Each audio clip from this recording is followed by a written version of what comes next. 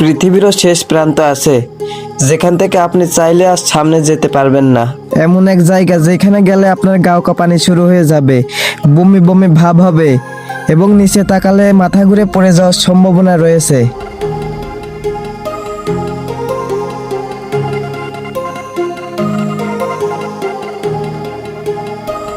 পৃথিবীর শেষ মাথায় যেতে হলে আপনাকে প্রথমে যেতে হবে নওরোতে।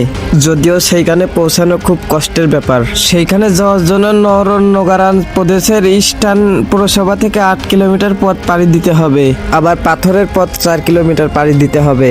এই পাথরের পথগুলো এতটাই ভয়ঙ্কর যে অনেকেই মাঝ পথে এসে আবার ফিরে যেতে চায়, কিন্তু যারা সাহস করে এগিয়ে যেতে পারে তারাই কেবল দেখে পাথরের বিরাট এক চূড়া, মাটি থেকে প্রায় 1982 ফুট উপরে।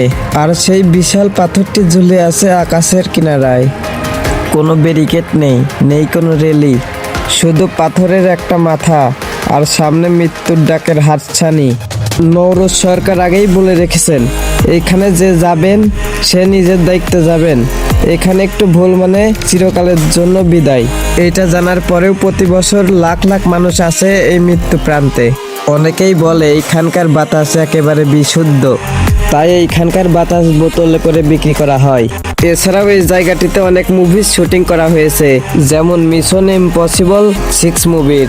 নিজ হাতে অ্যাকশন করেছেন টম ক্রুজ নিজেরাই। 2017 সালে এই মুভির শুটিং এর কারণে এক সপ্তাহ পর্যটকদের জন্য বন্ধ ছিল এই জায়গাটি। তারপর আবারও পর্যটকদের জন্য খুলে দেওয়া হয়। বিজ্ঞানীরা বলেন পৃথিবীর কোনো শেষ নেই, কিন্তু মানুষের অনুভূতিতে এইটি পৃথিবীর শেষ জায়গা। এই স্থানে আপনি দাঁড়িয়ে থাকলে মনে হয় আপনি আকাশ এবং মৃত্যুর মাঝখানে দাঁড়িয়ে আছেন। তাই মানুষ এই জায়গাকে পৃথিবীর শেষ জায়গা বলে। তো গাইজ, আজকের এই ভিডিওটা এই পর্যন্তই। এবং আমার এই ভিডিওটি কোন কোন জেলা থেকে দেখছেন অবশ্যই আপনারা কমেন্ট করে জানাবেন।